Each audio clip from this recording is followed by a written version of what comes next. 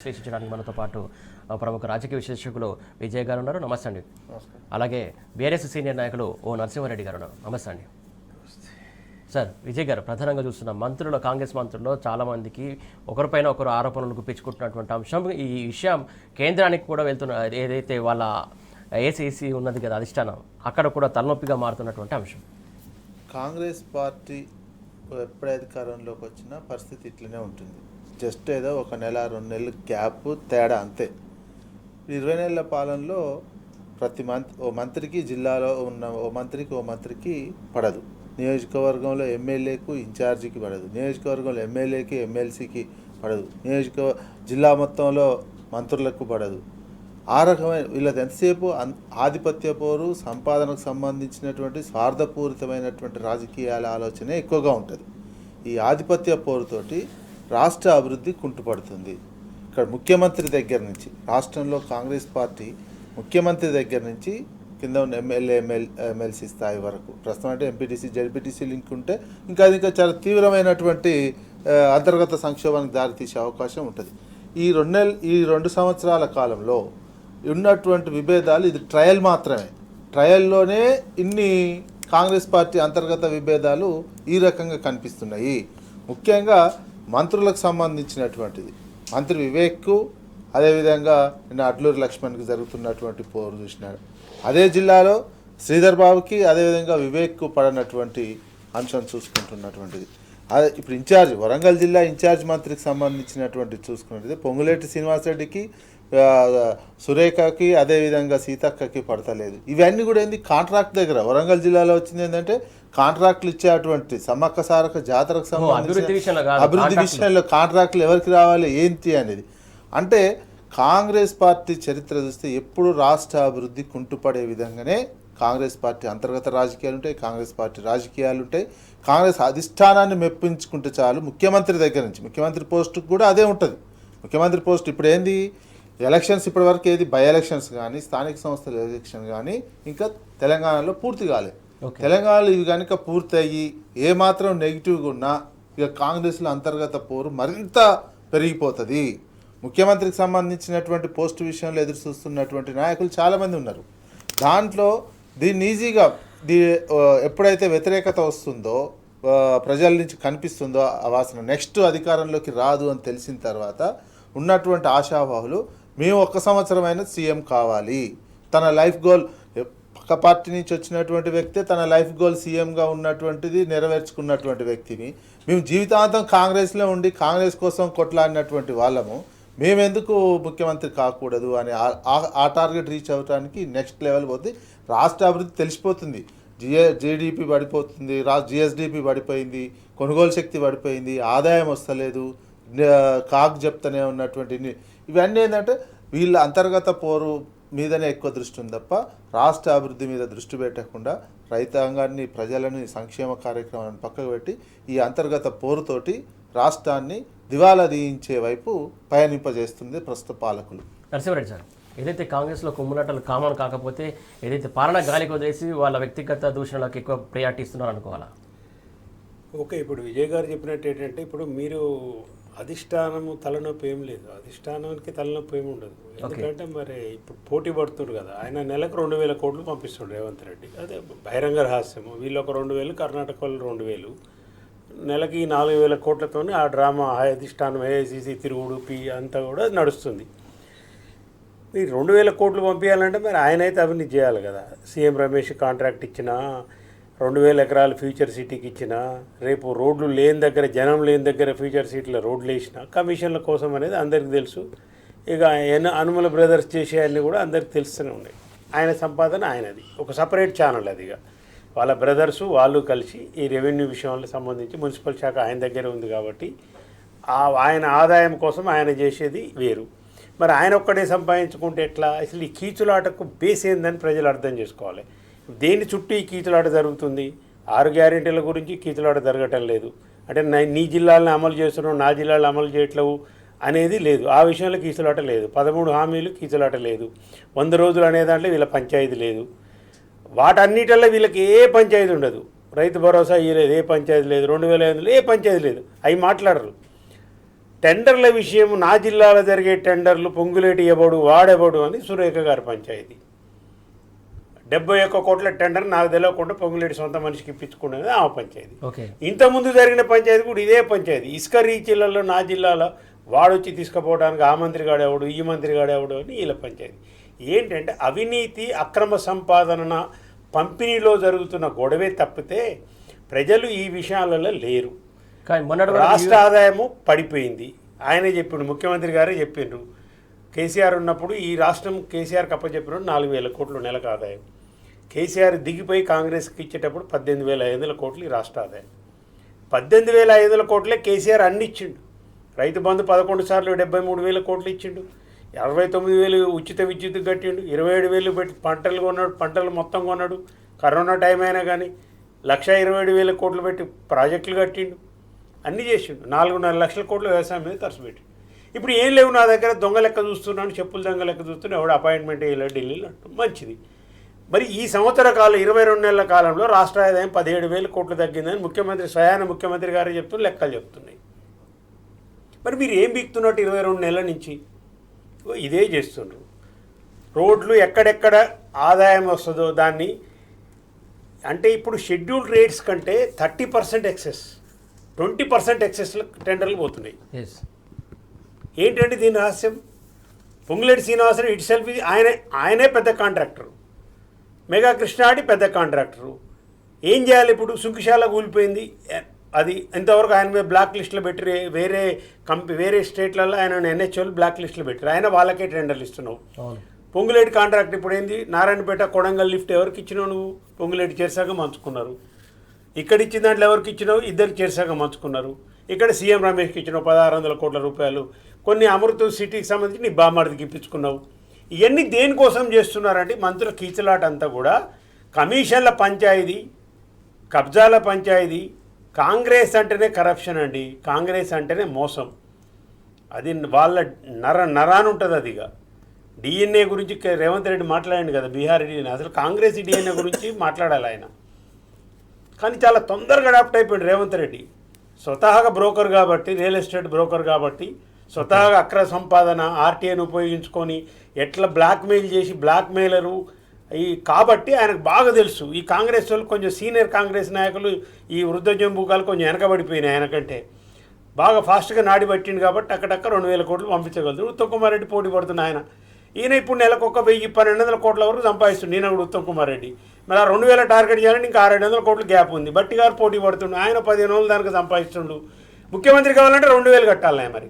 చంద్రబాబు దీంట్లో మొత్తం లేదంటే దీంట్లో ఎంగేజ్ అయిన పంచాయతీలే తప్పితే ఏముందండి? కొండ సురేఖ గారికి పొంగులేటికి ఏం పంచాయతీ? ఖమ్మం జిల్లాలను మొత్తం నీ నిధులను తీసుకుపోయి ప్రజలకు 6 గ్యారెంటీలు ఇస్తున్నారు. నా జిల్లాలో ఏట్లేదు కొండ సురేఖ గారు అడుగుతుండ్రా? అడ్లూరు లక్ష్మణ్కి వివేక్ ఏం పంచాయతీ అండి? నీ నియోజకవర్గం డబ్బులు ఇస్తారు, నా నియోజకవర్గం ఇవ్వట్లేవు, నా ప్రజలు నన్ను అడుగుతున్నారని ఆయన పంచాయతీ పెడుతుండా? లేకపోతే అడ్లూరు లక్ష్మణ్ పొన్న ప్రభాకర్కి ఏం పంచాయతీ? శ్రీధర్ బాబుకు పొన్న ప్రభాకర్కి ఏం పంచాయతీ?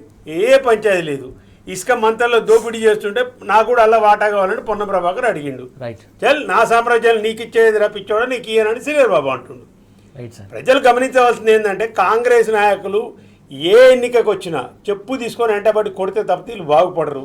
జూబ్లీహిల్స్ ఎన్నిక ఉంది కాబట్టి ఈ సందర్భంగా జూబ్లీహిల్స్ ప్రజలందరూ కూడా నా విజ్ఞప్తి, ఈ కీచులాటలన్నీ మళ్ళీ పంచాయతీ కోసమే. ఖచ్చితంగా జూబ్లీహిల్స్లో ఎవరు వచ్చినా కానీ గల్ల పట్టుకుని 6 గ్యారెంటీల గురించి అడగండి. అంశం గురించి మాట్లాడదాం విజయ్ గారు. ఏదైతే జూబ్లీహిల్స్ కాన్స్టిట్యూషన్లో బీఆర్ఎస్ ప్రచారం హోరెత్తుతుంది, అలాగే చేరికలు జరుగుతున్నాయి. ఇటు ఒక్కొక్క వైపు ఇటు జరుగుతూ ఉంటే ఇంకోవైపు అదే కాన్స్టిట్యూషన్లో కూడా పెద్ద ఎత్తున ఓట్ చోరీ కూడా జరుగుతున్నటువంటి అంశం ఎట్లా చూస్తారు దీన్ని? కాంగ్రెస్ పార్టీ ఓటు చోర్ అనే అంశం మీద రాహుల్ గాంధీ దేశవ్యాప్తంగా ఒక నినాదం ఎత్తుకోండి. ఎంత ఉల్టా జరుగుతుందో ఇక్కడ తెలిసిపోతుంది. అంటే దేశ ప్రజాస్వామిక వ్యవస్థను, ఓటింగ్ వ్యవస్థను బీజేపీ కాదు ప్రతిపక్షంలో ఉన్నటువంటి కాంగ్రెస్ ఎంత సర్వనాశనం చేస్తుందో దేశంలో అర్థమవుతుంది. ఇక బీజేపీని అనే నైతిక అర్హత కాంగ్రెస్ కోల్పోయింది. మీరు అధికారంలో ఉన్న చిన్న చిన్న ఇటువంటి రాష్ట్రాలలోనే ఈ రకంగా చేస్తున్నారు. రేపు మీకు అధికారం జాతీయ స్థాయిలో అప్పగిస్తే ప్రజాస్వామ్యాన్ని మిగులుస్తారా? ఈ 60 సంవత్సరాల కాలంలో ఓట్లకు సంబంధించినటువంటి ఏది జరిగినా మీరు చూపించినటువంటి మార్గదర్శకమే. ఇప్పుడు చూడండి ఎంత క్లియర్గా మీరు బీహార్లో మొత్తుకుంటున్నారు. బీహార్లో ఓటు దొంగతనం చేసిండు అని దాని మీద పెద్ద పోరాటం చేసినట్టు దేశవ్యాప్తంగా చేశారు.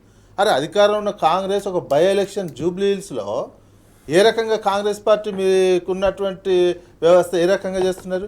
ఇండ్లు లేవు, ఇండ్లు కన్స్ట్రక్షన్ జరుగుతున్నటువంటి ఇండ్లలో 43 ఓట్లు చేర్పించి చేస్తారా ఈ రకంగా? అంటే మీరు పెట్టుకున్న ముఖ్యమంత్రే ఓటుకు నోటుకు సంబంధించినటువంటి దాంట్లో ప్రధాన నిందితుడిగా ఉన్నటువంటి వ్యక్తినే ముఖ్యమంత్రిగా పెట్టుకున్నారు. ఓటుని చోరు చేసినటువంటి వ్యక్తిని. సీట్ ఎవరికి ఇచ్చిర్రు? ఒక రౌడీ షీటుకు సంబంధించినటువంటి కుటుంబానికి సంబంధించినటువంటి వాళ్లకు కాంగ్రెస్ ఇచ్చారు. అంటే ఒక చోర్ని ఒక రౌడీజాన్ని కలిపి జూబ్లీ హిల్స్ ఎలక్షన్లో పార్టిసిపేషన్ చేస్తున్నారు అంటే మీరు దేశానికి ఏ రకంగా మార్గదర్శకం చూపిస్తున్నారు? రాష్ట్ర ప్రజలకు రాహుల్ గాంధీ ఏ రకమైనటువంటి సజెషన్ చేస్తున్నారు ప్రజాస్వామిక వ్యవస్థల మీద? అందుకే కాంగ్రెస్ సంబంధించినటువంటి ఎప్పుడున్న ఏదో రకమైనటువంటి మభ్య పెట్టడమే. వీళ్ళు బీజేపీ ఇంకా వీళ్ళకంటే 2 ఆకులు ఎక్కువ వీళ్ళు చూపించినటువంటి మార్గదర్శకంలో బీజేపీ దర్వాజాలు తెరిచింది. మళ్ళీ వీళ్ళు అధికారం ఉన్న చోట వీళ్ళు షటర్లే ఓపెన్ చేస్తారు ఓటు దొంగతనానికి సంబంధించినటువంటిది. రాహుల్ గాంధీ అసలు దేశవ్యాప్తంగా దీనికి సంబంధించి జూబ్లీ హిల్స్ ఓటుకు సంబంధించినటువంటి ఈ దొంగతనం విషయంలో దేశవ్యాప్తంగా రాహుల్ గాంధీకి ట్వీట్ చేయాల్సినటువంటి అవసరం. ప్రతి పౌరుడు, తెలంగాణలో ఉన్న ప్రతి పౌరుడు కానీ, ప్రజాస్వామిక కోరుకుంటున్నటువంటి వారు కానీ రాహుల్ గాంధీని ట్యాగ్ చేస్తూ ట్వీట్ చేయాల్సినటువంటి అవసరం ఉన్నది. ఆయనకు ముందు కనువిప్పు కావాలి. అయితే తప్ప దీన్ని బీజేపీ వాళ్ళు కూడా తీసుకోవట్లేదు. బీజేపీ వాళ్ళు కూడా దేశవ్యాప్తంగా కాంగ్రెస్ చేస్తున్న ఈ మోసాన్ని దేశవ్యాప్తంగా ఎండగట్టాల్సినటువంటి అవసరం ఉంది. ప్రతిపక్షం ఒక దగ్గర ఓ రాష్ట్రంలో ఒక తీరుగా కాంగ్రెస్ పార్టీ, ఓ రాష్ట్రంలో ఒక తీరుగా వ్యవహరిస్తుంది. ఈ ఓటు చోరుకు సంబంధించి వీళ్ళే ఓటు దొంగతనంలో పూర్తిగా పార్టిసిపేషన్ అయినట్టు ప్రజాస్వామ్యాన్ని కూని చేస్తున్నటువంటి ప్రధాన ముద్దాయిగా కాంగ్రెస్ పార్టీయే మిగులుతుంది. మీరు ప్రతిపక్షంలో ఉండి కూడా ఇట్లా చేస్తున్నారంటే అధికారంలో వస్తే దేశంలో ఇక సర్వనాశనం చేసే అవకాశమే ఉంటుంది. ఇది తెలంగాణ ప్రజలు గమనించుకోవాల్సినటువంటి అవసరం ఉంది.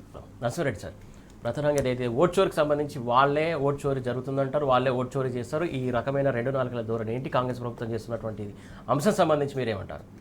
అది ఇప్పుడు రాహుల్ గాంధీ బీహార్లో చెప్తున్నాడు 65 లక్షల ఓటు తీసేసిందని, ఏదో చచ్చిపోయిన వాళ్ళు కొంతమంది అని చెప్పి వాళ్ళని తెచ్చి మీడియా ముందు పెట్టాను. మరి అయ్యా రాహుల్ గాంధీ ఇక్కడ కూడా ఒక అర్జున్ యాదవ్ అనే రౌడీ షీటర్ ఇంట్లో, అంటే పోలీస్ స్టేషన్లో రౌడీ షీటర్గా ఓపెన్ చేసిన ఆయన ఇంట్లో 49 ఓట్లు ఉన్నాయి. ఇది నమస్తే తెలంగాణ రాసినాం. మరి దీని మీద దమ్ముంటే కాంగ్రెస్ వాళ్ళు ఎవరైనా దీని మీద మాట్లాడాలి. ఇంటి నెంబర్తో సహా ఇస్తున్నాం మేము. చలో ఇంటి నెంబర్తో సహా వస్తే డిస్కషన్ రండి దీని మీద. ఈ అర్జున్ యాదవ్ ఇంట్లో ఈ ఇంటి నెంబర్తో పాటు 49 ఓట్లు ఉన్నాయా? ఓటర్లు చూసి చెప్తున్నాం మేము, గాలిలో ఆరోపణ చేయట్లే. ఇంకో ఇంట్లో ఆ 43 మందిలో అక్కడ ఉండలేరు. 246 బూత్లో 43 మందిలో 41 మంది ఆడు ఉండలేరు. అంటే వేరే చోట ఉన్న వాళ్ళ ఓట్లు తెచ్చి ఈడ నమోదు చేసినారు మీరు. ఇది ఓటు చోరు కిందికి రాదా అండి రాహుల్ గాంధీ గారు? రాహుల్ గాంధీ ఒక ఏమంటారంటే అసమర్థ నాయకత్వం. ఆయన కాంగ్రెస్ పార్టీలో ఉన్న డబ్బుల మీద ఆధారపడి ఎవరు డబ్బులు పంపితే వాడిని సీఎం చేసే స్థితిలో ఆయన ఉన్నాడు. ఇవాళ నువ్వు దేశమంతా తిరిగి ఓటు చోరు అంటే ఎవడు నమ్ముతాడు?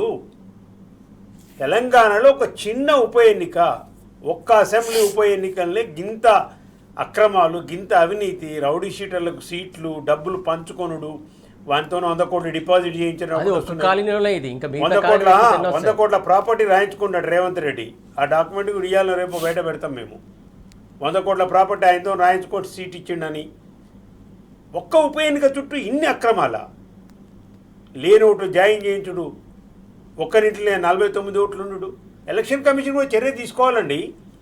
ఇది ఒక నమస్తే తెలంగాణ అనేది వాళ్ళ నెంబర్ 1 పత్రిక. ఈ పత్రికలు వచ్చిందని మీరు చర్య తీసుకోండి సుమోటోగా.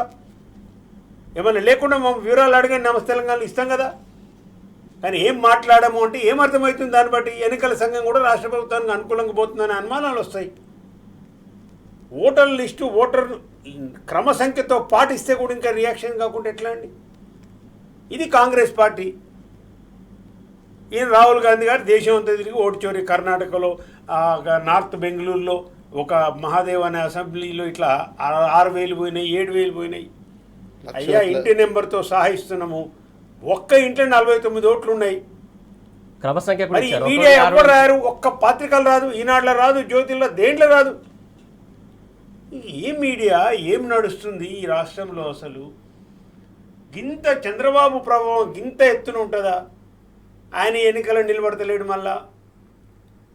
మరి అదొక కుట్ర నడుస్తుంది ఈడ. తెలుగుదేశం వాళ్ళంతా పోయి నిలబడాలి సార్, మనకు బాగా బలం ఉందంటే లేదు ఊకో ఆడ మా ఓడే ఉండు. రేవంత్ వాళ్ళు కాంగ్రెస్ వాళ్ళు అనుకుంటారు మనోడేనే వాడు, మీరు ఎందుకు అట్లా చేస్తున్నారని ఆయన ఓటు నోటికోసి గురించి నరేంద్ర మోడీ కాళ్ళు పట్టుకోవడం, వయా చంద్రబాబు నాయుడు. ఈ తెలంగాణ వ్యతిరేకులు ఆడ అమిత్ షా, ఆడ మోడీ, ఈ పక్క రాష్ట్రంలో ఈయన చంద్రబాబు, ఈడ తెలంగాణ ద్రోహి రేవంత్ రెడ్డి ముఖ్యమంత్రి. ఇన్ని అక్రమాలు జరుగుతుంటే కూడా కాంగ్రెస్ అధిష్టానం రాహుల్ గాంధీ గారు నేషనల్ లీడర్ కావాలనుకున్నాడు, ప్రధానమంత్రి కావాలనుకుంటే ఆయన ఈ చిన్న ఉప ఎన్నిక గురించి ఇట్లా జరుగుతుండో కంట్రోల్ చేయలేండి. ఇంకా పార్టీ అధిష్టానము ఆయన ఎల్ఓపి లీడర్ కూడా ఏం ప్రయోజనం అండి? ఏం సందేశం ఇస్తున్నారు ఇలా మీరు దేశం మొత్తం మీద? ఓటు చోరీ జరుగుతుంది అని చెప్పినాం, ఎమ్మెల్యేలను 10 మంది కొంటారు, ఎమ్మెల్యేల చోరీ జరుగుతుంది, ఓటు చోరీ సంగతి దాని మీద ఏం మాట్లాడరు? రాహుల్ గాంధీ ఒక పక్క రాజ్యాంగం పట్టుకుంటూ ఒక పక్క ఇంకో చేతితో కండోలు కప్పుతుంటారు. సిగ్గు లేకుండా మీ పార్టీ మారినా అంటారు. గాంధీ వచ్చి ఇక్కడ ప్రచారం చేయి, ఇప్పుడు మాగంటి సునీత గారు ప్రచారం చేయొచ్చి, ఎందుకు చేయవు? బీఆర్ఎస్ ఎమ్మెల్యే అంటారు కదా, సిగ్గు లేదా మరి వచ్చి ప్రచారం చేయి, నేను డిమాండ్ చేస్తున్నా. ప్రకాష్ గౌడ్ రాదే పక్కనే ఉంది కదా, వచ్చి ప్రచారం చేయండి. మరి అక్కడ కారు గుర్తు కోటేయమని చెప్పండి, అప్పుడు మీరు నిజంగానే బీఆర్ఎస్ పార్టీలో అనుకుంటారు ప్రజలు. మాట్లాడడానికి కొంచెమని ఇంగితం, సిగ్గు, లజ్జ ఉండాలా మాట్లాడేది. ఎమ్మెల్యే గెలిచి 2 లక్షల ప్రజల ఓట్లతో గెలిచి మారినామంటే చెప్పండి, డైరెక్ట్గా దమ్ముంటే డైరెక్ట్గా మారినామని చెప్పండి. గది కూడా లేదు, అంత సౌట వేషాలు. ఆడపోయి సాంకేతికంగా ఎట్లా తప్పించుకోవాలి? ఎందుకు తప్పించుకుంటారు? భయంగా చెప్పరు. అది మారిన అభివృద్ధి కోసమే పోయినా ఉంటారుగా. ఆ కండవ కప్పితే ఎవరింటికి వచ్చినా కండవ కప్పుతారని ముఖ్యమంత్రి సన్నాయి నొక్కులు మరి సన్న ఇవి కండవ కప్పేది ఉంటే మరి అక్కడ పోయి రాహుల్ గాంధీని ఎందుకు కలిసి పోచారం శ్రీనివాసరెడ్డి, ఇక్కడ పోయి దీప్దాస్ మున్షి పక్కన ఈయన ఎందుకున్నాడు? దారుణ నాగేంద్ర వీళ్ళు ప్రజలు చూస్తుర్రు. మీరేం మాట్లాడినా ఇలా క్షమించేది లేదు. కాబట్టి ఇవన్నీ కూడా జరిగేది ఏంటంటే ఓటు చోరీ విషయాలు ఎట్లాంటి చేసి Jubilee Hills by hook are crook గెలవాలి. ఈ గెలవకుంటే మంత్రి పదవి, ముఖ్యమంత్రి పదవి పోద్దని ఆయన బాధ, ఇక్కడ సంబంధించి పోతే ఇజ్జత్ పోద్దని వీళ్ళ బాధ. కానీ ప్రజలు జూబ్లీహిల్స్ ప్రజలు క్లియర్గా ఉన్నారు.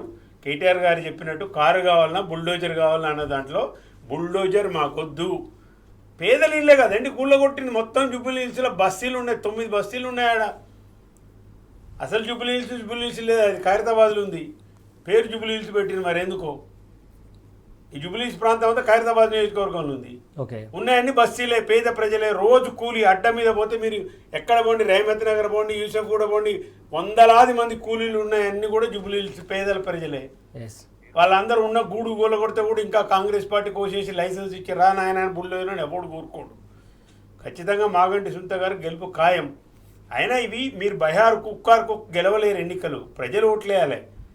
నువ్వు అక్రమంగా ఆస్తులు రాయించుకున్నంత మాత్రాన ఓటు గింత పంచుతాం, గింత సారబోస్తాం, ప్రజలు ఓటేశారంటే ప్రజలంత అమాయకంగా లేరు. ఈ ఓటు చోరీ గురించి ఖచ్చితంగా కోర్టులు కానీ ఎన్నికల కమిషన్ కానీ సుమోటోగా తీసుకోవాలి. ఆధారంతో సాగిస్తున్నాం. మా ప్రతినిధి బృందం కూడా రేపు పోయి అది కూడా ఇస్తున్న ఎలక్షన్ కమిషన్ కూడా ఈ కంప్లైంట్ చేస్తున్నాం. దీని మీద సీరియస్ యాక్షన్ తీసుకోవాల్సిందిగా కోరుతున్నాం. రైట్ విజయ్ గారు, సార్ చెప్పినట్టు వాస్తవానికి జూబ్లీహిల్స్ కాన్స్టిట్యూషన్లో చాలా మట్టుకు ఎక్కువ శాతంలో కార్మికులు ఉంటారు. ఏదైతే కృష్ణనగర్ కావచ్చు, షేక్పేట కావచ్చు, మిగతా ఏరియాలన్నీ చాలా మట్టుకు అన్ని బస్తీ ఏరియాలే ఎక్కువగా ఉన్నాయి. ఈ నేపథ్యంలో అక్కడ ఇలాంటి ఓట్ చోరీ ఏంటి అంటే కార్మికులు లేని చోట కూడా వాళ్ళు అక్కడ ఉన్నట్టు నివాసాలు ఉన్నట్టు కొన్ని హాస్టల్లో కూడా క్రియేట్ చేశారని చెప్పేసి ఆరోపణలు వస్తున్నాయి. ఎలక్షన్ కమిషన్ నిష్పక్షపాతంగా అటు బీజేపీ ఇన్ఫ్లుయెన్స్ కానీ అధికార పార్టీ కాంగ్రెస్ రాష్ట్రంలో ఇన్ఫ్లుయెన్స్ కానీ లేదని భావించుంటే ఈ క్షణానికే యాక్షన్ తీసుకొని ఉండాల్సి ఉండే. వార్త వచ్చిన ఇంకో పనే లేదు. ఇప్పుడున్న ఎలక్షన్ కమిషన్కి ఈ బై ఎలక్షన్ నోటీస్ వచ్చిన కానించి ఇంకో పని వాళ్ళు దృష్టి పెట్టాల్సినటువంటి అవసరం కూడా లేదు. ఇంత ఓటు చోరీ, ఇది ఓటు చోరీ కూడా ఓటు దోపిడేగా. మొత్తం షటర్లు వేసి మొత్తం వేసుకున్న దొంగతనం చేస్తే చిన్న దొంగతనం కాదు, దోపిడీకి వచ్చి దొంగతనాలు చేసినటువంటి దొంగతనం. ఒక్క అపార్ట్మెంట్లో 40 కోట్లు, ఒక్క ఇంట్లో 49 దగ్గర.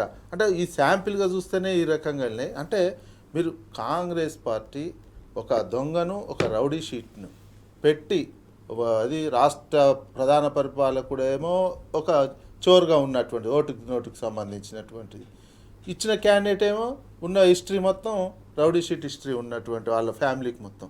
ఇటువంటి వాళ్ళని తెలంగాణ మీదకి వదిలి ఇట్లా దొంగతనం, ఓట్లకు సంబంధించిన దొంగతనం, ఇది ప్రజాస్వామ్యం అంటారు? అసలు ఇది ప్రజాస్వామ్యం అనడానికి వీల్లేని ఎలక్షన్ జరుగుతుంది. ఇది ఎలక్షన్ కమిషన్ ఏం చేస్తుందండి? ఈ సుమోటోగా తీసుకోవాలి. యాక్చువల్గా వాళ్ళు ఇట్లా వార్త రాగానే సుమోటోగా తీసుకోవాల్సినటువంటి అవసరం ఉంది. ఈ సుమోటోగా తీసుకొని ఈ పాటికి ఇంకెన్ని ఉన్నాయి, ఇది ఒక శాంపిల్ ఇస్తే మిగతా మొత్తం అన్ని పోలింగ్ బూతుల వైజ్గా లెక్కలు తీసేసి వాళ్ళే ఉన్న నెట్వర్క్ ఉంది, అంత నెట్వర్క్ తీసేసి ఎవడెవడు ఉంటుండా లేదా అని తీసి పడేసి ఓట్లను మొత్తం క్యాన్సిల్ చేయాల్సినటువంటి అవసరం ఉంది. ఎవరెవరైతే దొంగ ఓట్లు వేయాలి, ఓటు వేయనీయద్దు, వాళ్ళకి నోటీసులు ఇవ్వాలి. దొంగ ఓట్లు అంటే పెద్ద నేరం కింద వచ్చేటువంటి అవకాశం ఉన్నది. అట్లాంటి కేసులు పెట్టాల్సినటువంటి అవసరం ఉన్నది. అవన్నీ వదిలిపెట్టేసి ఈ రకంగా ఓటుకు ప్రయాసం మళ్ళీ బుక్ పట్టుకొని దేశవ్యాప్తం నవ్వు వస్తుంది. అసలు ఆ నవ్వు ఎంత హాస్యాస్పదమైనటువంటి అంశం అంటే, దేశవ్యాప్తంగా రాజ్యాంగం బుక్ పట్టుకుంటాడు రాహుల్ గాంధీ, బీహార్కి సంబంధించినటువంటి తిరుగుతుంటాడు, కట్టబెట్టి ఎక్స్ప్లెయిన్ చేసినట్టే మొత్తం పవర్ పాయింట్ ప్రజెంటేషన్ ఇస్తాడు. ఇక్కడ మరి ఇదేంది ఇంత పవర్ పాయింట్ ప్రజెంటేషన్ ఇచ్చినటువంటివి. అందుకే కాంగ్రెస్ పార్టీ మీద దేశవ్యాప్తంగా అసలు నమ్మకం కుదరతలేదు. నువ్వు మోడీని ఢీకొట్టాలంటే ఇంత మీరే ఎంత చిల్లరగా వ్యవహరిస్తుంటే, మోడీ కంటే చిల్లరగా వ్యవహరిస్తుంటే దేశ ప్రజలు యాక్సెప్ట్ చేస్తారా? అన్ని రకాలుగా ఏ విధానాలు కూడా మోడీ కంటే మెరుగైనటువంటి విధానాలు మీరు చూపించలేకపోతున్నారు. ఆ విదేశాంగ విధానం కావచ్చు, ఆర్థిక విధానం కావచ్చు, ఓటుకు సంబంధించినటువంటి విధానంలో కూడా ఎమ్మెల్యేలనే కొంటారు. రోజు బీజేపీని తిట్టుకుంటా తెలంగాణలో మీకు అధికారం ఉన్న చోట ఎమ్మెల్యేలనే కొంటారు. ఓటు దొంగ ఓటు అంటే ఓటు నిట్టు చేస్తుండ్రి. ఇవన్నీ అభివృద్ధికి సంబంధించి, అప్పులకు సంబంధించి ఇక అంతకంటే ఘోరంగానే చేసి పడేస్తుండ్రి. ప్లస్ రాజీ పడుతున్నారు. మీ ముఖ్యమంత్రి మీరు సిద్ధాంతమైన ఫైట్ మత ఉన్మాదం మీద కావచ్చు ఇటు ఫైట్ చేస్తున్నా అని చెప్పుకుంటున్నటువంటి వాళ్ళు, మీ ముఖ్యమంత్రి మత ఉన్మాదాలతోటి ఇక్కడ దోస్తానం చేస్తున్నటువంటిది కనిపిస్తుండే. అదానిని వ్యతిరేకిస్తుంటారు. అదాని దగ్గర ఈయన 100 కోట్లు తీసుకొని వాపసిస్తారు. అదానికి అన్ని రకాలుగా సహకరిస్తున్నటువంటిది. అంటే ఏ రకంగా చూసినా మీరు దేశవ్యాప్తంగా మోడీని ఢీకొట్ట అంటున్నటువంటి సందర్భంలో ఏ సిద్ధాంతపరంగా తెలంగాణ విషయంలో శాంపిల్గా చూస్తే అన్నీ మీకు మోడీకి అదనంగానే ఉన్నాయి. మోడీకి అదనంగానే వ్యవహరిస్తున్నారు. కులానికి సంబంధించినటువంటి అంశం చూసుకున్నా అరే ఇచ్చినటువంటి హామీ నెరవేర్చలేదు. మీరు ఎంత అబద్ధం అంటే సిడబ్ల్యూసిలో కూడా తీర్మానం చేసిరండి అమలు చేసినట్టు. 42% అమలు చేసి 130 సంవత్సరాల చరిత్ర ఉన్న కాంగ్రెస్ పార్టీ సిడబ్ల్యూసిలో అమలు చేసినట్టు తీర్మానం చేసిర్రు. ఇది ఉందా ఎప్పుడైనా కాంగ్రెస్ పార్టీ సిడబ్ల్యూసిలో? కనీసం గౌరవం ఉండే సిడబ్ల్యూసికి. అది కూడా ఈ ఓటుకు నోటు చోర్లకి ప్రధాన నిందితుడిగా ఉన్న వ్యక్తి ప్రభావంతో ఆ 130 సంవత్సరాల చరిత్రను కూడా కలిపేసుకున్నారు, మంటల్లో కలిపేసినారు. ఈ రకమైనటువంటి రాహుల్ గాంధీ గారు ఈ రకంగా మీరు అప్రజాస్వామికమైనటువంటి విధానాలతో ముందుకు పోతే మీరు దేశంతా చెప్పుకుంటుండొచ్చు కళ్ళు మూసుకొని పాలు తాగితే ఎవరు చూస్తలేరు అనేది. తెలంగాణ విషయాన్ని భారత సమాజం కూడా గమనిస్తుంది. మీరు ఏ రకంగా వ్యవహరిస్తారు. బీజేపీ వాళ్ళు ఎందుకు కాముకుంటారని ఓటుకు చోరీ వాళ్ళకు ఒక పెద్ద ఆయుధం కదా. అదొకటి సార్, జూబ్లీహిల్స్ కాన్స్టిట్యూషన్లో వాళ్ళ అభ్యర్థిని కూడా ఇప్పటి వరకు ఖరారు చేయలేదు. ఏం జరుగుతుంది అనుకోవాలి వీళ్ళిద్దరి మధ్య కాంగ్రెస్ బీజేపీలో? అదే మరి వాళ్ళకు బీజేపీకి కాంగ్రెస్ మీద ఫైట్ చేస్తున్నా అన్నట్టయితే ఓటుకు చోరు విషయంలో ఇంత ఉంటే వాళ్ళకు ఇంతవరకు క్యాండిడేట్ ప్రకటించలేదు. ఒక విషయం ఈ ఓటుకు చోరు విషయంలో బీజేపీ ప్రైమ్ మినిస్టర్ కానించి వీళ్ళు ప్రధానికి ఒకనే స్పందిస్తారు కదా. ఈడ ఓటుకు నోటుకు చోరు విషయంలో ఎలక్షన్ కమిషన్ని ప్రభావితం చేసి ఎలక్షన్ కమిషన్ వీళ్ళు ఇంతవరకు కంప్లైంట్ అయ్యలే ఈడ ఓటుకు చోరు ఇట్లా జరిగిందనే విషయం. బీహార్లో కూడా చెప్తలేరు. అరే ఒక ఈడ రాహుల్ గాంధీని ఈడ కార్నర్ చేయొచ్చు కదా బీజేపీ వాళ్ళు. ఎందుకు బీజేపీ వాళ్ళు రాహుల్ గాంధీని కార్నర్ చేయట్లేరు? రాహుల్ గాంధీ ఎందుకు ఇట్లా ఓటు చోరు చేస్తున్నారు? వీటికి జాతీయ పార్టీలు రెండు సమాధానం చెప్పాల్సినటువంటి అవసరం ఉంది. దేశంలో ప్రజాస్వామ్యాన్ని ఈ రకంగా రెండు జాతీయ పార్టీలు కూనీ చేస్తున్నటువంటి దాన్ని సమాజంలో ఉన్నటువంటి మీడియా కావచ్చు, సమాజంలో ఉన్నటువంటి ప్రజాస్వామ్యాన్ని పరిరక్షకులు కావచ్చు స్పందించాల్సినటువంటి అవసరం ఉంది. మీడియా కూడా తెలంగాణలో మీడియా చూడండి ఏ రకంగా వ్యవహరిస్తుంది. అది ఇంత పెద్ద ఓటుకు చోరీ విషయం జరుగుతుంటే ఎక్కడ లేనే లేదు. అదేవిధంగా ఇందాక ఉన్నటువంటి మంత్రులకు సంబంధించినటువంటి గొడవలు ఇట్లా జరుగుతుంటే ఏ మీడియా చూపించట్లేదు. ప్రజాస్వామ్యాన్ని ఏ రకంగా కూనీ చేయొచ్చు అనే ప్రయోగమే రెండు జాతీయ పార్టీలు తెలంగాణ మీద చేస్తున్నట్టుగా అనిపిస్తున్నాయి. ఓవైపు చంద్రబాబు నాయుడు, ఓవైపు మోడీ, ఓవైపు రాహుల్ గాంధీ, ఓవైపు రేవంత్ రెడ్డి. ఇలా నలుగురితోటి తెలంగాణని ప్రజాస్వామ్యాన్ని కూనీ చేసే ప్రయోగశాలగా వీళ్ళు ఉపయోగిస్తున్నారా అనే అనుమానం వస్తుంది. ఆ రకంగా కుమ్మక్కై ఓటుకు చేరి ఇంత బహిరంగంగా కనిపిస్తుంటే ఒక్కొక్క అపార్ట్మెంట్లో 40 ఓట్లు పేర్లు లేనోడు ఉంటే ఎలక్షన్ కమిషన్ స్పందించదు, మీడియా స్పందించదు, ప్రధానమంత్రి స్పందించడు, ముఖ్యమంత్రి స్పందించడు, ఎవ్వరు దేశాన్ని దిక్కులేని తెలంగాణ అయినట్టు అయిపోయింది ఇప్పుడు పరిస్థితి. రైట్ సార్ నరసింహారెడ్డి సార్, ఇందాక విజయ్ సార్ ఒక పాయింట్ రైజ్ చేశారు, ఏదైతే ఓట్ చోరీకి సంబంధించి ఒక బీహార్లోనే ప్రచారం చేస్తారా, దీనికి సంబంధించి తెలంగాణలో ఇంత జరుగుతున్నా కూడా క్లియర్ కట్గా ఓపెన్గా బయట కనబడుతుంది. ఈ నేపథ్యంలో బీజేపీ ఎందుకు దీన్ని కార్నర్ చేయట్లేదు, కార్నర్ చేయాల్సినటువంటి అవసరం లేదా బీజేపీకి సంబంధించినటువంటి ఎంపీలు కానీ నాయకులు కానీ అని చెప్పేసి పాయింట్ రైజ్ చేశారు, మీరేమంటారు? అదే ఇప్పుడు ఆయన రేవంత్ రెడ్డి ఒకనాడు చెప్పింది కదా, నీతి ఆయోగ్ మీటింగ్ అయినప్పుడు, నా స్కూల్ మీతోనే, ప్రధానమంత్రిని ఉద్దేశించి నా స్కూల్ మీతోని, ఇటుపక్క చంద్రబాబు ఉంటే కాలేజ్ ఏమో చంద్రబాబు, ఉద్యోగం ఏమో రాహుల్ గాంధీ దగ్గర అన్నాడు కదా.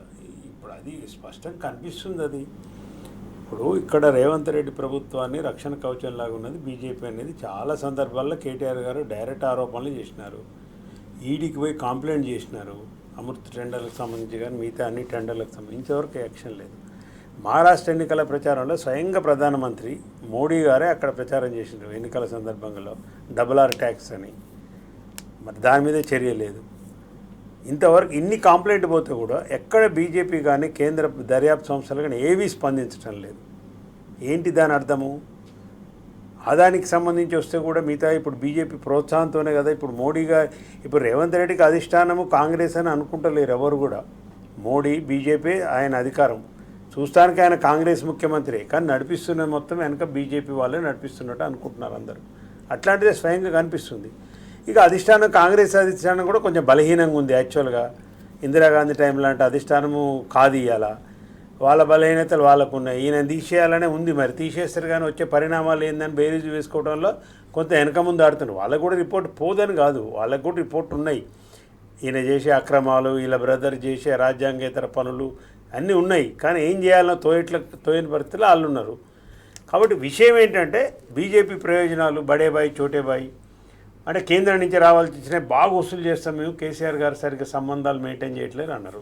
ఇలా సాక్షి పేపర్లు వచ్చింది, గత 5 సంవత్సరాల నుంచి మేము చెప్తున్నాం కేంద్రము తెలంగాణ మీద శీతకన్ను వేసింది. సాక్షి పేపర్లు వచ్చింది 5 సంవత్సరాల్లో గ్రాంటినేడ్స్ అంటే రాష్ట్ర బడ్జెట్లో కేంద్రం నుంచి గ్రాంటినేడ్ ఎంత వస్తుందని ఒక పోర్షన్ పెడతారు.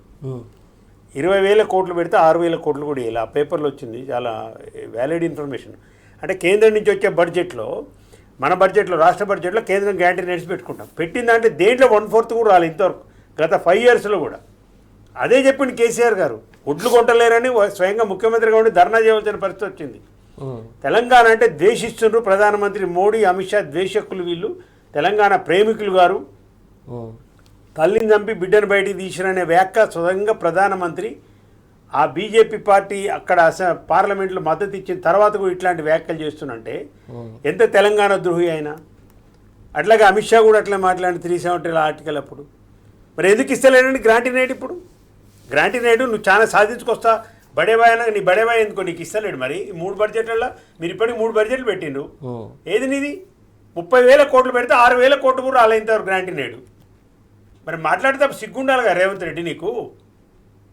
అంటే ఏం లేదు, పైకి డ్రామా, కేసీఆర్ విమర్శించడం, తెల్లవారులైతే కేసీఆర్ దిట్టుడు, ఇది తప్పితే బీజేపీ ప్రయోజనాలు ఎట్లా ఈ రాష్ట్రంలో నెరవేర్చాలనేది రేవంత్ రెడ్డి గారి ఎజెండా.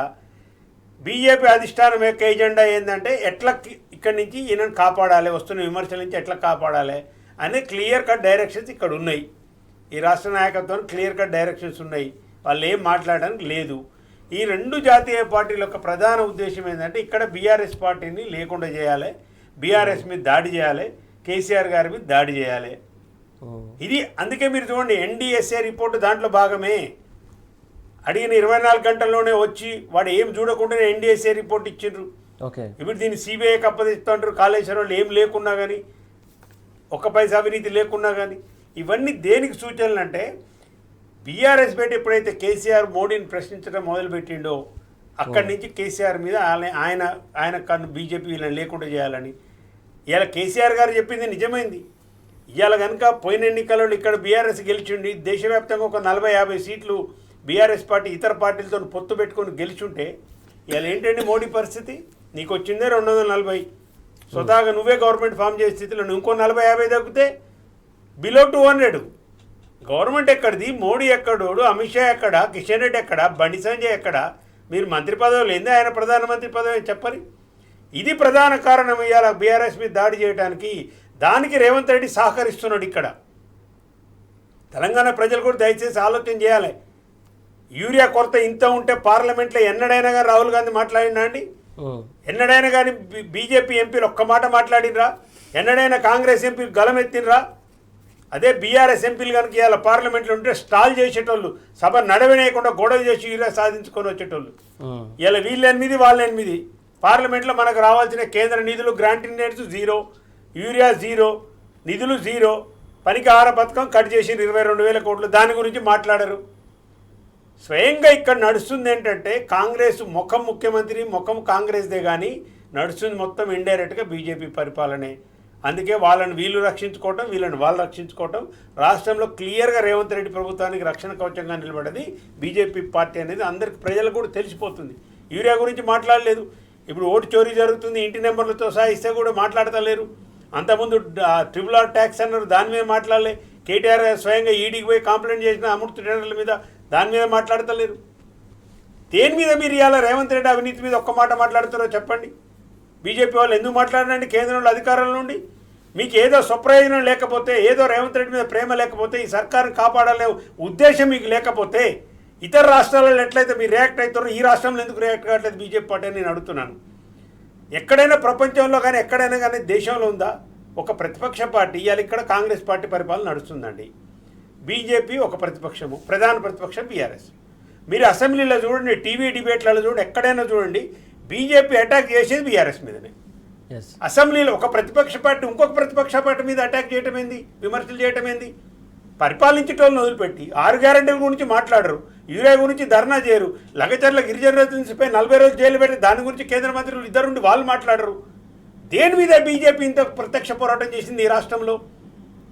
కాంగ్రెస్ హామీలు అమలు చేయలేదని ఎక్కడైనా మీరు పోరాటం చేస్తున్నారా? ఏలేటి మహేశ్వర రెడ్డి ఏం మాట్లాడుతున్నారు అసెంబ్లీలో? ఆయన రాసిచ్చిన స్క్రిప్ట్ రేవంత్ రెడ్డి దగ్గర స్క్రిప్ట్ తెచ్చుకొని మాట్లాడుతున్నారు, ప్రత్యక్షంగా చూస్తున్నాడు అందరూ. మీరు అన్నట్టు ఈ లోటు బడ్జెట్ కావచ్చు, రావాల్సిన కేంద్రం నుంచి రావాల్సినటువంటి నిధులు ఈ కేంద్ర మంత్రులు కావచ్చు, ఎంపీలు కావచ్చు తీసుకురావాల్సిన అవసరం లేదా? అక్కడ వాళ్ళు ఎందుకు తెస్తారు? వాళ్ళు తేవాల్సిన అవసరం లేదు. వాళ్ళు ఎందుకు తేవాలి? అవసరం ఏముంది? తెలంగాణ అంటే వాళ్ళకి పడదు. ఏ విభజన హామీలలో ఏ బీజేపీ ఒక్క హామీ నెరవేర్చిందా?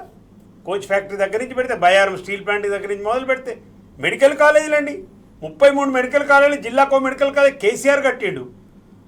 180 మెడికల్ కాలేజ్ కేంద్రం నుంచి ఒక్క మెడికల్ కాలేజ్ బండి సంజయ్కి ఆ తెలివి కూడా లేదు, కిషన్ రెడ్డికి ఆ తెలివి కూడా లేదు.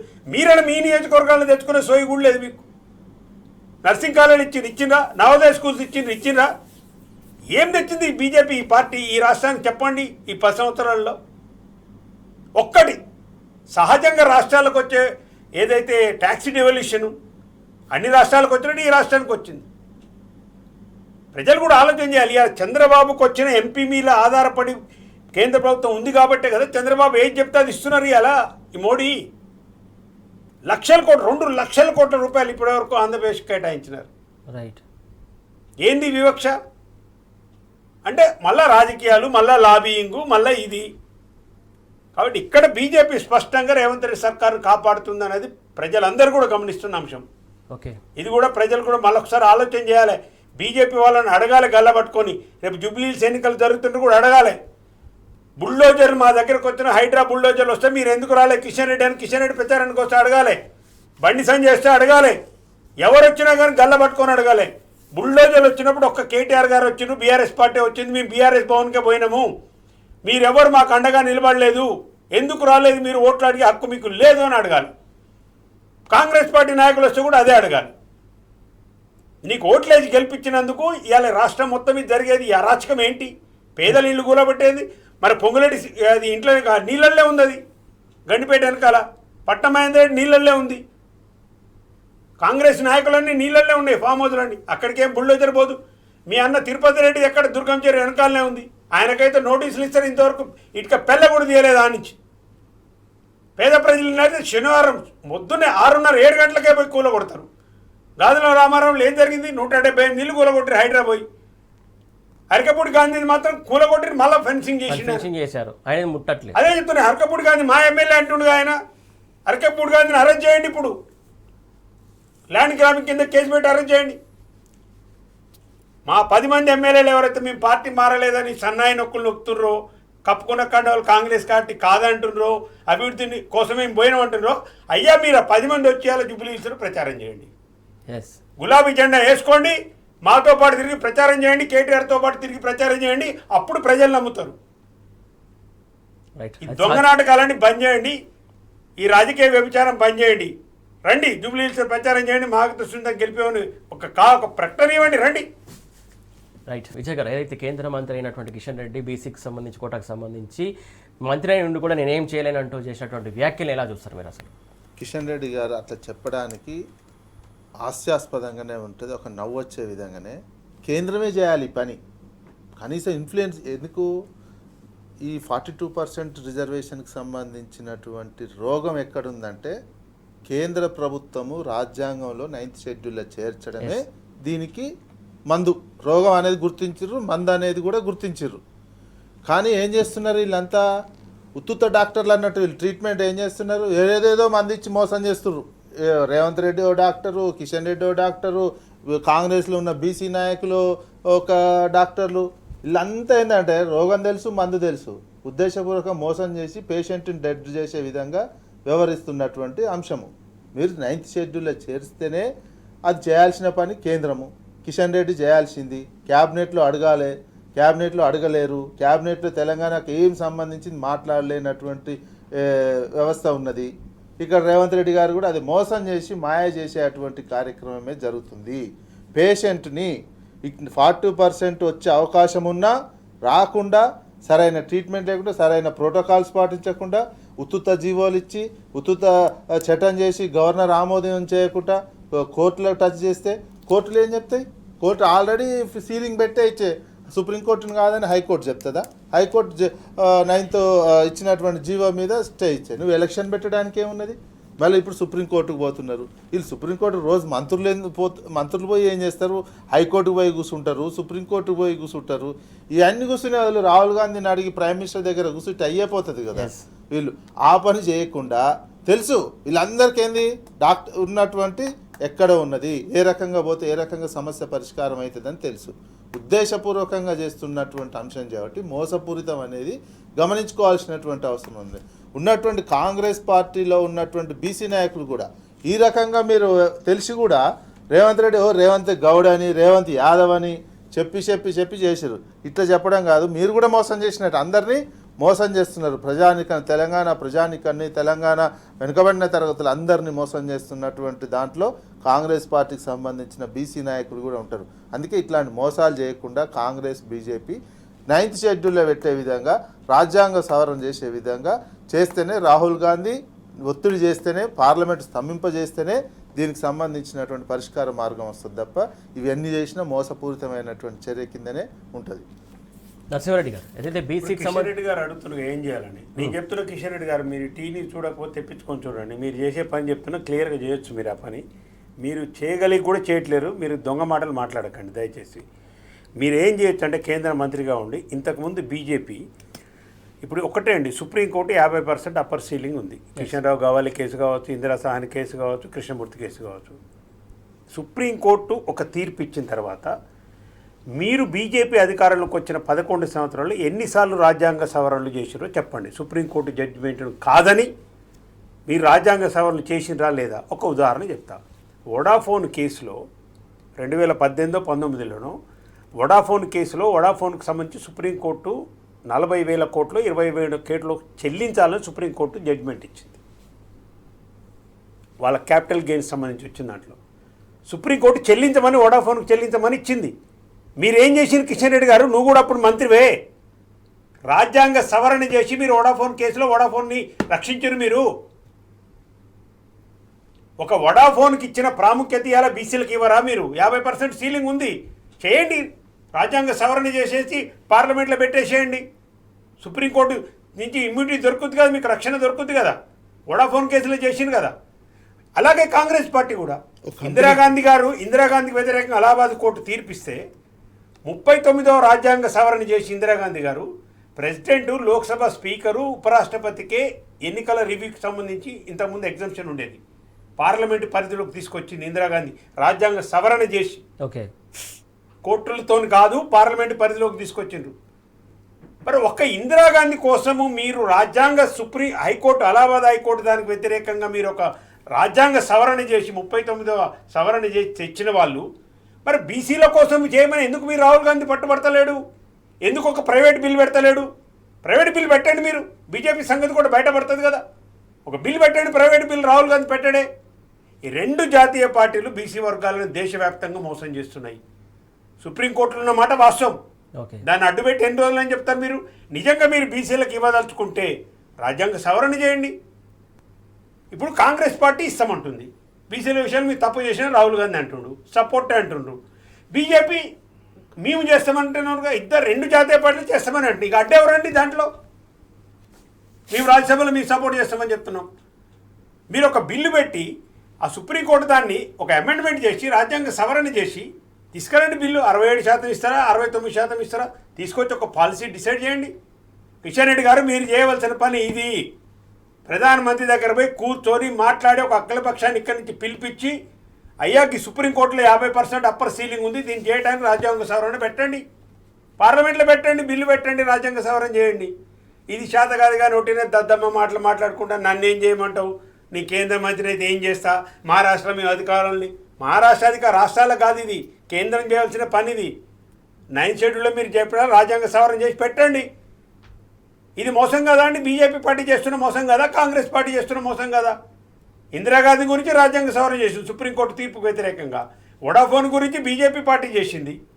మరి ఇప్పుడు ఎందుకు చేయరు? బీసీ ఇంత విశాల ప్రయోజనాల కోసము, రాజకీయ ప్రయోజనాల కోసము మీ రెండు పార్టీలు ఎందుకు ముందుకు వచ్చి పార్లమెంట్లో సవరణ చేయట్లేరు? రాజ్యాంగ సవరణ సుప్రీంకోర్టు తీర్పును అధిగమించే విధంగా, రక్షణ దొరికే విధంగా, న్యాయ సమీక్షించే రక్షణ దొరికే విధంగా, బీసీలకు న్యాయం జరిగే విధంగా మీరు ఎందుకు చేయట్లేరో జవాబు చెప్పాలి కిషన్ రెడ్డి గారు. తప్పించుకునే విషయాలే సేన్లమ్మండి. వాళ్ళే బీసీ రిజర్వేషన్లు అంటారు, వాళ్ళే మళ్ళీ ఈ రకమైన మోసాలు చేస్తున్నారు. చెప్తున్నా ఏం చేయాలంటే చెప్తున్నా కిషన్ రెడ్డికి, ఇది చేయాలి కిషన్ రెడ్డి గారు. దమ్ము ధైర్యం ఉంటే, బీసీల మీద ప్రేమ ఉంటే ఇది చేయాలి మీరు. ఒకటేనే ఊకదప్పుడు ఉపన్యాసాలు కొడితే లాభం లేదు. నీకు తెలియదని కూడా నేను అనుకోను. తెలిసి మోసం చేస్తుంది, బీసీలను మోసం చేస్తుంది రెండు జాతీయ పార్టీలండి. నేను క్లియర్గా చెప్పిన. ఇంతకుముందు అమెండ్మెంట్ చేసిండు, మీరు చేయకుండా ఉండలే. చిన్న చిన్న విషయాలకు చేసిండు, మీ స్వప్రయోజనాల కోసం చేసుకున్నారు. బీసీల కోసం చేయండి, తప్పేముంది దాంట్లో? ప్రైవేట్ కంపెనీకి చేసిన 40,000 కోట్ల ట్యాక్స్ కట్టాలి. సుప్రీంకోర్టు ట్యాక్స్ కట్టమని తీర్పిస్తే అవసరం లేదని రాజ్యాంగ సవరణ చేసిన బీజేపీ. ఈయన సంతకం కూడా ఉంది, అలా ఈ కిషన్ రెడ్డి గారి సంతకం కూడా ఉంది. నువ్వు కూడా సంతకం పెట్టావు కిషన్ రెడ్డి అలా. ఇప్పుడు పెట్టరాదు మరి private bill? Rahul Gandhi private bill పెట్టి మొత్తం కూడా పాస్ చేసి పెట్టండి. ఎవడదంటున్నాండి? ఈడికొచ్చి మేము అట్లా కాదు, మేము ఇట్లా కాదు, మేము వ్యతిరేక అసెంబ్లీలో ఓటేస్తుంది. మరి అసెంబ్లీలో ఓటుకి ఏం విలువ ఉందండి? అలా మీ 8 మంది ఎమ్మెల్యేలు ఓటేసింది కదా తీర్మానానికి. మరి వేసి అక్కడ ఈ తీర్మానం, ఇక్కడనే తీర్మానానికి ఓటేస్తారు, అక్కడనే మాట్లాడరు. బీసీలను మోసం చేసింది 47 నుంచి ఇప్పటి వరకు కూడా 55 సంవత్సరాల కాంగ్రెస్ పార్టీ, 20 సంవత్సరాల్లో BJP party. Right sir, thank you so much Narasimhareddy గారు, thank you so much Vijay గారు. మొత్తానికి చూస్తున్నాం కదా, బీసీలో మోసం చేస్తుంది రెండు జాతీయ పార్టీలు. సో ప్రతిపాదిక ఏదైతే ఖచ్చితంగా సూచనలు పాటించాల్సినటువంటి వాళ్ళే ఇలా అన్యాయం చేయడం సరైనది కాదు, బీసీలో మోసం చేయడం, న్యాయవంచనకు గురి చేయడం సరైనది కాదు. ఏదైతే ప్రాసెస్ ప్రకారం చేయాల్సిందే కేంద్రం కాబట్టి కేంద్రం చేతిలో ఉంది, చేయాల్సినటువంటి అవసరం కూడా ఉందని చెప్పేసి వారు డిమాండ్ చేస్తున్నటువంటి అంశం ఇదే. ఇవాళ వార్తలు వాస్తవాలు. Keep watching tea news.